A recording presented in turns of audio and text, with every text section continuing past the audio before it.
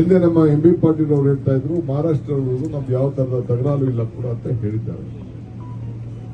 ಈಗಾಗಲೇ 100ಕ್ಕೂ ಹೆಚ್ಚು TMC ಈಗಾಗಲೇ ಸಮುದ್ರಕ್ಕೆ ಸೇರಿದೆ. ಕೆಲವು ಸಂದರ್ಭದಲ್ಲಿ 400ಕ್ಕೂ ಹೆಚ್ಚು TMC ಕೂಡ ಹೋಗಿದ್ದು ದಾಖಲೆಗಳು ಕೂಡ ಇದೆ. ಇದನ್ನು ನಾವು ಜಾರಿ ಮಾಡಬೇಕು ಅಂತೇಳಿ ಈಗಾಗಲೇ ನಮ್ಮ ಮುಖ್ಯಮಂತ್ರಿಗಳು ಬಜೆಟ್ ಅಲ್ಲಿ ಕೂಡ ಘೋಷಣೆಯನ್ನು ಮಾಡಿದ್ದಾರೆ.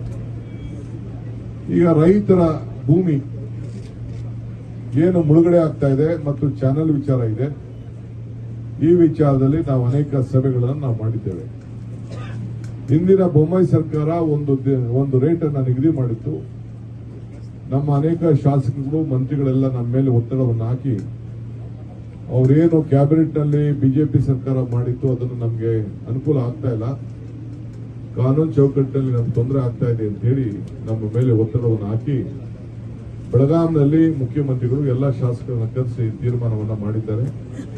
ನಾನು MB ಪಾಟೀಲ್, ಶಿವಾನಂದ ಪಾಟೀಲ್, ತಿಮ್ಮಾಪುರು, ಪ್ರಿಯಾಂಕ್ ಖರ್ಗೆ, ಶರಣ ಪಾಟೀಲ್ ಅವರು ಎಲ್ಲ ಕೂಡ ನಾವೆಲ್ಲ ಈಗಾಗಲೇ ಒಂದು ರೌಂಡ್ ಚರ್ಚೆಯನ್ನು ಕೂಡ ಮಂತ್ರಿಗಳು ಕೂಡ HK ಪಾಟೀಲ್ ಕೂಡ ಸೇರ್ಕೊಂಡಂತೆ ನಾವೆಲ್ಲ ಚರ್ಚೆ ಮಾಡಿದ್ದೇವೆ. ಮೊನ್ನೆ ಎಲ್ಲ ಶಾಸಕರನ್ನ ರೈತರು ಕೂಡ ನಾವೆಲ್ಲ ಮಾತಾಡಿದ್ದೇವೆ. ಏನು ನಮ್ಮ ಸಭೆಯಲ್ಲಿ ಏನು ಅಭಿಪ್ರಾಯ ಮೂಡ್ತು ಅದನ್ನ ಮುಖ್ಯಮಂತ್ರಿಗಳು ಕೂಡ ನಾನು ಗಮನಕ್ಕೆ ತಂದಿದ್ದೇನೆ. ಬಹುಶಃ ಸುಮಾರು 20,000 ಕೇಸು ಈಗಾಗಲೇ ರೈತರು ಕೋರ್ಟ್ಗೆ ಹೋಗ್ತಾ ಇದ್ದಾರೆ. ಕೆಲವು ಲಾಯರ್ಗಳು ನಿಮ್ನೆಲ್ಲ ತಪ್ಪುದಾರಿಗಳಿಲಿಕ್ಕೆ ಪ್ರಯತ್ನವನ್ನು ಮಾಡ್ತಾ ಇದ್ದಾರೆ.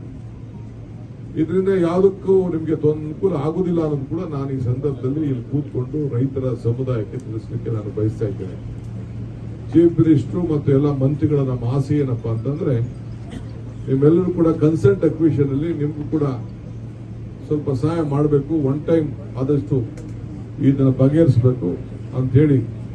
ಯಾಕಂದ್ರೆ ಯಾವತ್ತು ಬೇಕಾದ್ರೂ ಕೂಡ ನಾವು ಆಗ್ತಾ ಇರೋಂಥ ಒತ್ತಡದ ಮೇಲೆ ಕೇಂದ್ರ ಸರ್ಕಾರ ನಮಗೆ ನ್ಯಾಯವನ್ನು ಒದಗಿಸಿಕೊಳ್ಳಲೇಬೇಕಾದಂತ ಅನಿವಾರ್ಯತೆ ಇದೆ.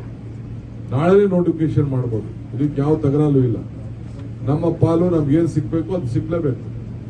ಟೆಕ್ನಿಕಲ್ ಆಸ್ಪೆಕ್ಟ್ ಅಲ್ಲೂ ಕೂಡ ನಾವು ಈಗಾಗಲೇ ಲೀಗಲ್ ಟೆಕ್ನಿಕಲ್ ಆಸ್ಪೆಕ್ಟ್ ಅಲ್ಲಿ ಈಗಾಗಲೇ ನಾವು ಚರ್ಚೆಯನ್ನು ನಾವು ಮಾಡಿದ್ದೇವೆ. ಸದ್ಯದಲ್ಲೇ ಇನ್ನೊಂದು 3-4 ದಿನದಲ್ಲೇ ನಾವು ಮೊನ್ನೆ ಕ್ಯಾಬಿನೆಟ್ ದಿನ ಮಾರನೇ ಕೆಲವು ಶಾಸಕರನ್ನೆಲ್ಲ ಅಲ್ಲೇ ಇರಿ ಅಂತ ಹೇಳಿದ್ದೇನೆ. ನಾನು ಚೀಫ್ ಮಿನಿಸ್ಟರ್ ಹತ್ರ ಕೂತ್ಕೊಂಡು ಒಂದು ದಿನಾಂಕವನ್ನ ಇನ್ನೊಂದು 3-4 ಈ ವಾರದಲ್ಲೇ ಏನು ಕನ್ಸರ್ನ್ಡ್ ಅಕ್ವಿಷನ್ಗೆ ಒಂದು ನಿಗದಿಯಾದಂತಹ ಬೆಲೆಯನ್ನ ನಾವು ಸದ್ಯದಲ್ಲಿ ನಾವು ಘೋಷಣೆ ಮಾಡ್ತೇವೆ. ಇದಕ್ಕೆ ನಾವು ಮುಂದಕ್ಕೆ ಹಣ ಕೂಡ ನಾವು ಇದನ್ನ ಒದಗಿಸಬೇಕಾಗ್ತದೆ. ಒಂದೇ ಸತಿ ಸ್ಟೆಪ್ ಬೈ ಸ್ಟೆಪ್ ಇದನ್ನ ಮತ್ತು ಯಶವಂತಗೌಡರು ಪಾಟೀಲ್ ಕೂಡ ಆ ಮೀಟಿಂಗ್ ಅಲ್ಲಿ ನಮ್ಮ ಕ್ಯಾನಲ್ ಅವ್ರಿಗೆ ಬೇಕಾದ್ರೆ ಲಿಬರಲ್ ಆಗಿ ನೀವೇನ್ ಬೇಕಾದ್ರೂ ತೀರ್ಮಾನ ಮಾಡಿ, ಯಾಕಂದ್ರೆ ನಮ್ಮ ಜಮೀನುಗಳು ಆ ಕಡೆ ಈ ಕಡೆ ಬೆನಿಫಿಟ್ ಆಗ್ತದೆ. ಮಿಕ್ಕಿದ್ದನ್ನ ಈ ಮುಳುಗಡೆ ಆಗದವ್ರಿಗೆ ಸ್ವಲ್ಪ ನೀವು ಉದಾರ ಮನಸ್ಸಿಂದ ಮಾಡಬೇಕು ಅನ್ನೋದು ಕೂಡ ಅವರೊಂದು ಅಭಿಪ್ರಾಯ ಕೂಡ ತಿಳಿಸಿದ್ರು.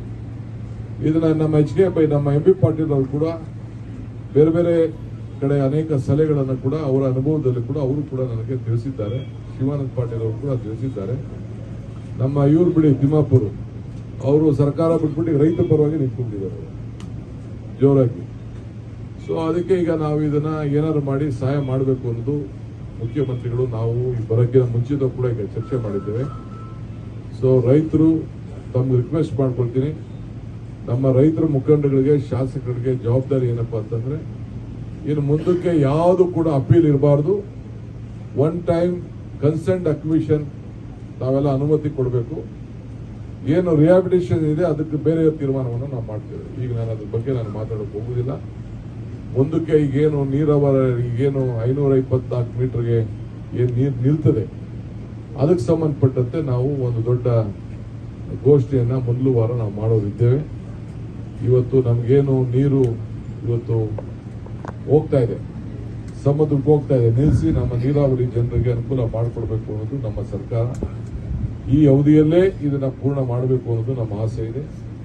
ನಮಗೆ ಟೆಕ್ನಿಕಲ್ ಆಗಿ ಲೀಗಲ್ ಆಗಿ ಹಿಂದೆ ಇಳಿಸಿದ್ದು ಕೂಡ ತಮಗೆಲ್ಲ ಗೊತ್ತಿದೆ. ಆದ್ರೆ ಇದಕ್ಕೆ ನಾವು ಬಹಳ ಜಾಗೃತಿಯಿಂದ ನಾವು ಕೆಲಸ ಮಾಡಬೇಕು ಅಂತಿದ್ದೇವೆ.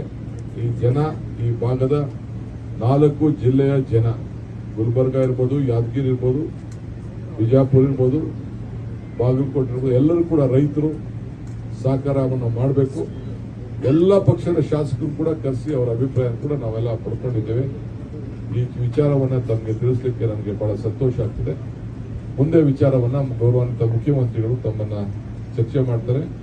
ತಾವೇನಾದ್ರು ಪ್ರಶ್ನೆಗಳಿದ್ರು ಕೂಡ ಅವ್ರು ಮಾತಾಡೋದ ಮೇಲೆ ತಾವು ಒಂದು 2-3 ಜನಕ್ಕೆ ಅವಕಾಶವನ್ನು ನಾವು ಕೊಡ್ತೇವೆ.